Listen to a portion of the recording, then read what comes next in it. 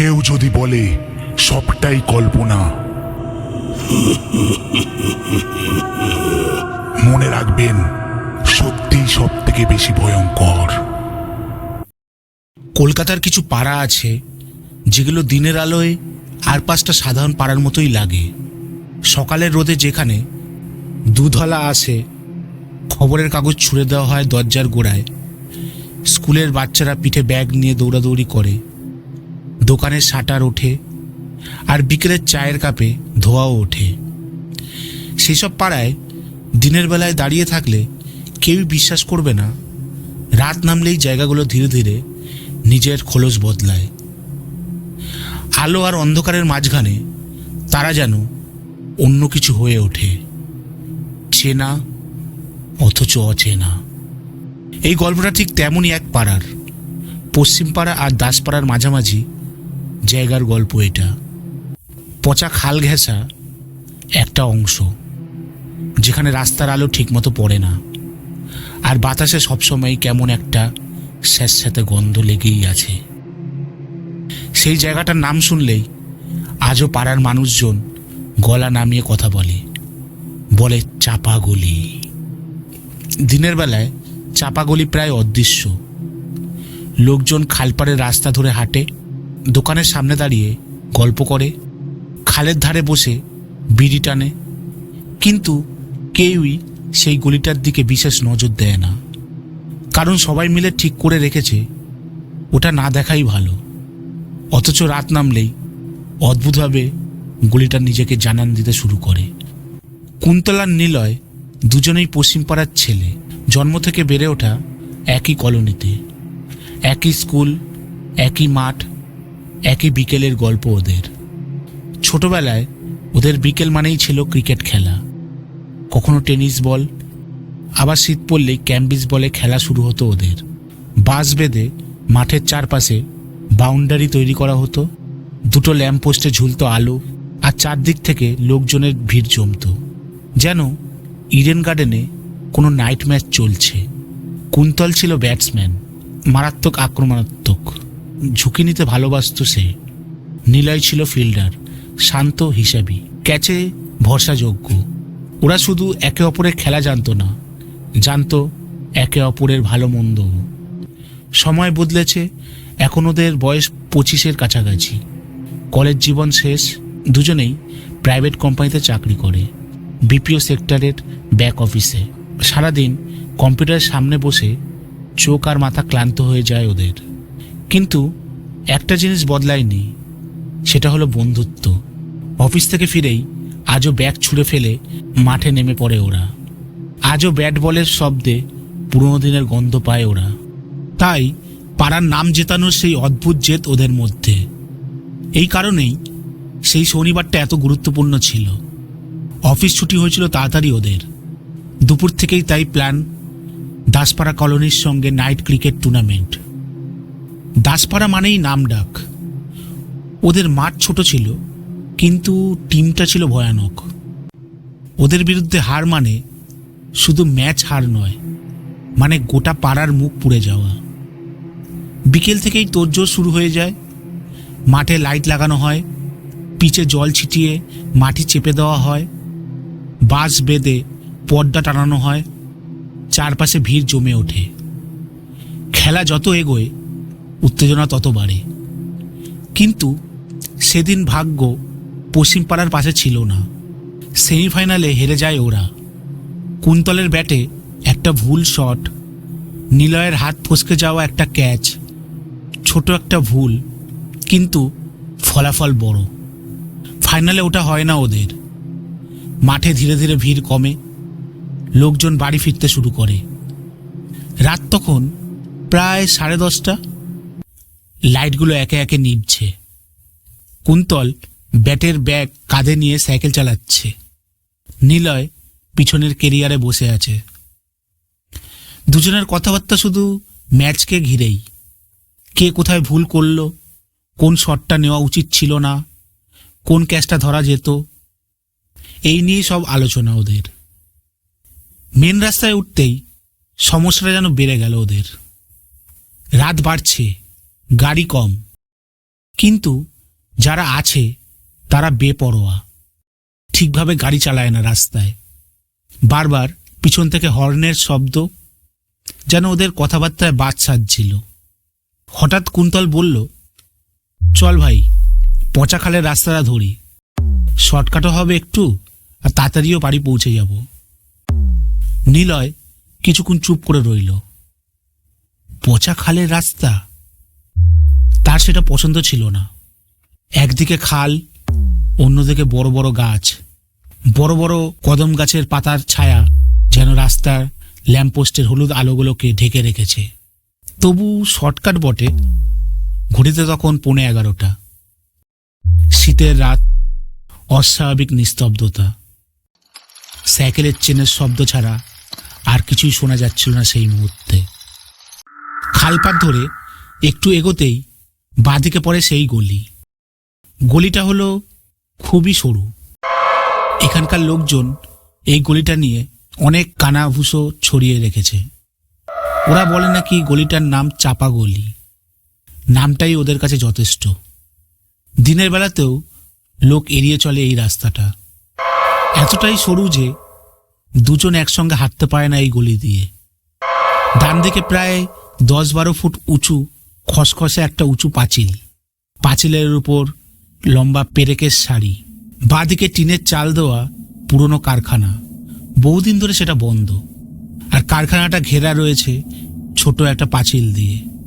এইভাবে দুদিকের উঁচু পাঁচিল আর কারখানার পাঁচিল মিলিয়ে সেই সরু গলিটার তৈরি হয়েছে।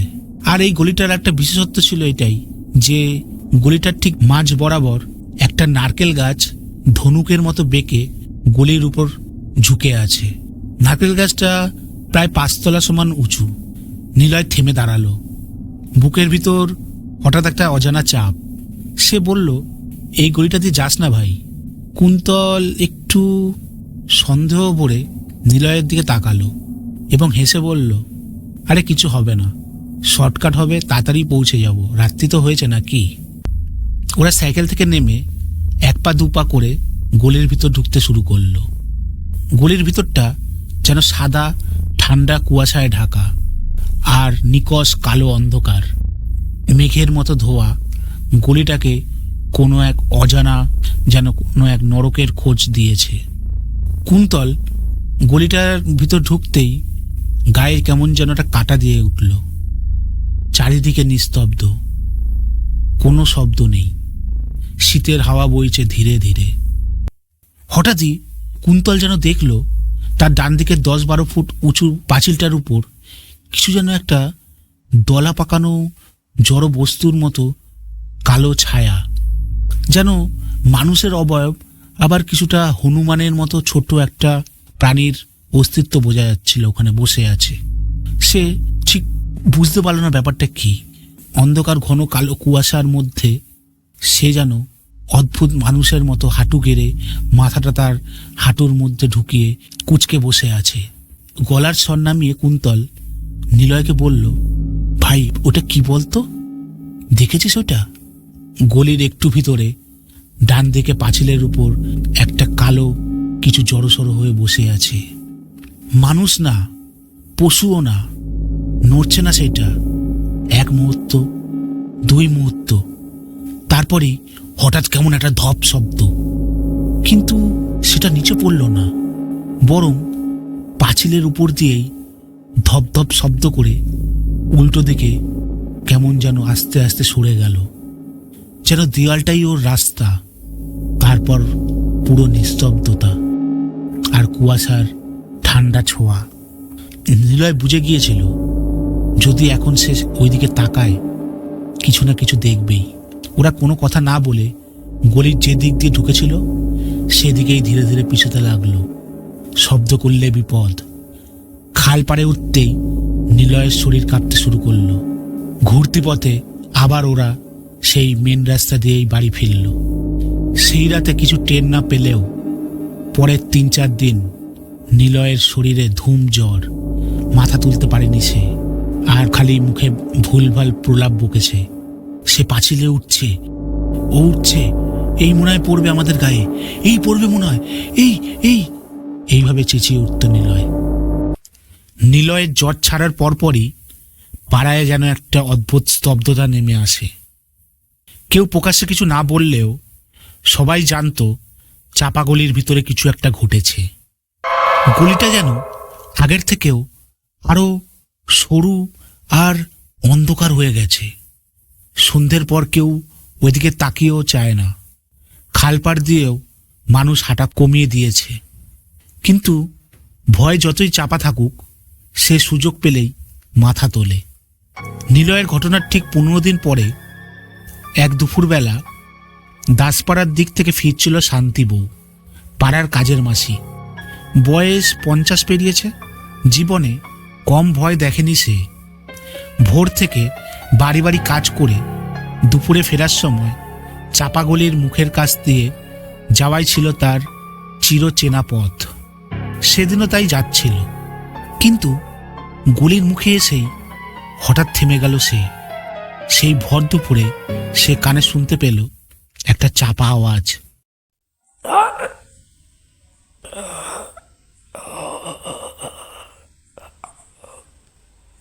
আওয়াজটা স্বাভাবিক নয়, যেন কেউ গোঙাচ্ছে। খুব ক্ষীণ, কিন্তু আওয়াজটা স্পষ্ট। পুরুষ মানুষের কান্না, কেমন যেন চাপা ধরনের, যেন গলাটা কেউ চেপে ধরেছে। প্রথমে সে ভেবেছিল কেউ অসুস্থ হয়ে পড়ে আছে বোধহয়। দুপা ভিতরে ঢুকেছিল সাহায্যের জন্য তাই। আর ঠিক তখনই চোখের সামনে যে দৃশ্যটা ভেসে ওঠে, সেটার জন্য সে জীবনে কোনোদিনও প্রস্তুত ছিল না। গলির ভিতর ডান দিকে সেই পাঁচিলের গায়ে একটা রক্তাক্ত মানুষের শরীর আটকে আছে। পা দুটো অদ্ভুত ভঙ্গিতে দেয়ালের ওপাশে ঠেসে ধরে, যেন কেউ জোর করে তাকে উপরে তুলে রেখেছে।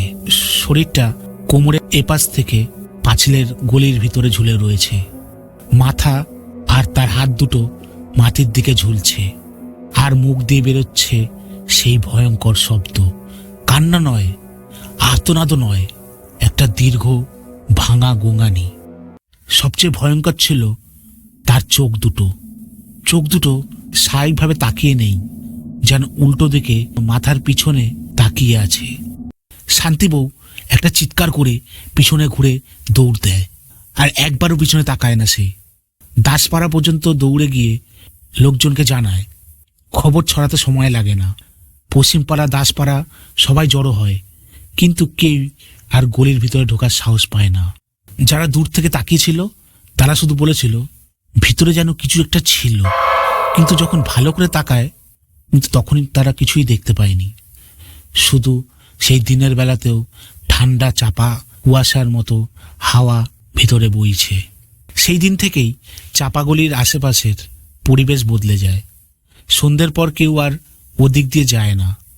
খালপাড় দিয়েও যাতায়াত প্রায় বন্ধই হয়ে যায়। দোকানদাররা তাড়াতাড়ি শাটার নামায়। বাচ্চাদের কঠোরভাবে নিষেধ করা হয় ওই দিক ঘেঁষতে, যেন পুরো এলাকাটা অদৃশ্য একটা দাগ দিয়ে চিহ্নিত হয়ে গেছে। এর ঠিক 1 সপ্তাহ পরের ঘটনা। অলোকবাবু এই পাড়ারই বাসিন্দা। তিনি ব্যবসা করেন। মহাজনের সঙ্গে টাকা পয়সার হিসাব মিটিয়ে বাড়ি ফিরতে তার রাত হয়ে গেছিল সেদিন। শেষ ট্রেন ধরে সে তাড়াহুড়ো করে বাড়ি ফিরছিল। মেন রাস্তা ধরে ঘুরে গেলে সময় লাগবে বেশি। এইভাবে সে পুরনো অভ্যাসে শর্টকাট নেয়। পচা খালের রাস্তা, তারপর চাপা গলি। রাত তখন প্রায় 11:30। শীতের কুয়াশা জমে আছে বাতাসে। অলোকবাবু গলির মুখে দাঁড়িয়ে একটু থেমে যায়। বুকের ভিতর কেমন যেন একটা চাপ, কিন্তু সময় নেই তার। সে ঢুকে পড়ে। গলির ভিতরে ঢুকতেই বাতাসটা কেমন একটু বদলে যায়, কেমন স্যাঁতস্যাঁতে, কাঁচা লোহার গন্ধ। হঠাৎ সে খেয়াল করে তার পায়ের শব্দ যেন আগের থেকে ভারী হয়ে গেছে। প্রতিটা পা ফেলতেই শব্দটা যেন দেরিতে ফিরছে। ঠিক তখনই সে শুনতে পায় পিছনে কেউ হাঁটছে। ঘুরে তাকায়, কেউ নেই। আর তখনই পাঁচিলের উপর থেকে একটা ধপ শব্দ। অলোকবাবু উপরের দিকে তাকাতেই দেখল দেয়ালের গায়ে কিছু একটা নড়ছে। হাত পা দিয়ে নয়, শরীরটা দিয়ে, যেন দেওয়ালটাই তার জমি। হঠাৎ তার পা জমে যায় মাটিতে। গলার স্বর বেরোয় না, কিছু একটা ধীরে ধীরে নিচে নামছে। চোখের সামনে ভেসে ওঠে শান্তি বউয়ের বলা সেই রক্তাক্ত শরীরের কথা।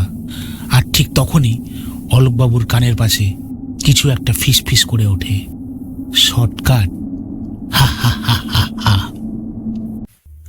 পরের দিন ভোরে লোকজন খুঁজে পায় অলোকবাবুকে চাপা গলির একদম শেষে, পাঁচিল ভাঙা, মাথা ফাটা, শরীরটা এমনভাবে পড়ে আছে যেন কেউ তাকে উপর থেকে ছুঁড়ে ফেলেছে। সে বেঁচে যায় ঠিকই, কিন্তু সেই দিন থেকে আর তিনি কথা বলেননি। চোখ দুটো শুধু একই দিকে তাকিয়ে থাকে, দেওয়ালের দিকে। পাড়ার লোকজন বলেছিল আজ থেকে বছর দেড়েক আগে এই পাড়ারই অস্থায়ী বাসিন্দা মনিউল, যে কিনা সবার 5 মাস খাটত, কারো বাড়ির কাজ করে দিত, কারো জল তুলে দিত, কারো দুধ এনে দিত, এবং লোকে যা যেটা বল সেটাই সে করত। এমনই সে গাছে গাছে উঠে কারো নারকেল সুপুরি এগুলোও পেরে দিত, বদলে সে সামান্য টাকাও পেত। একদিন বিকেলবেলা সে উঠেছিল এই চাপাগলির নারকেল গাছটায়। কোনো এক অসাবধানতা বশত পা ফসকে পড়ে গেছিল সে 5 তলা সমান উঁচু নারকেল গাছটা থেকে। কেউই টের পায়নি সেটা। পরের দিন ওই চাপাগলি দিয়ে যাওয়া প্রথম একজন দেখেছিল মনিউলকে। বিভৎস অবস্থায় পড়েছিল তার শরীরটা, পাঁচিলের উপর চিত হয়ে।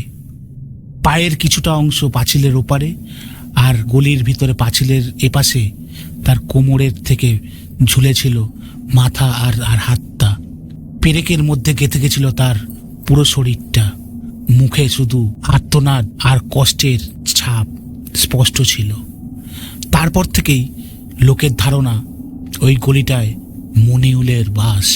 তাই এখনো পাড়ার বয়স্ক লোকেরা বলেন যে দেওয়ালে ওঠে সেটা নামতে জানে না, আর যারা শর্টকাট নেয় তারা ফিরে এলেও পুরোটা ফেরে না। চাপা গলি আজও আছে, বন্ধ, নীরব, কিন্তু শীতের রাতে খুব মন দিয়ে শুনলে দেওয়ালের গায়ে ধপ ধপ শব্দ আজও শোনা যায় সেখান থেকে।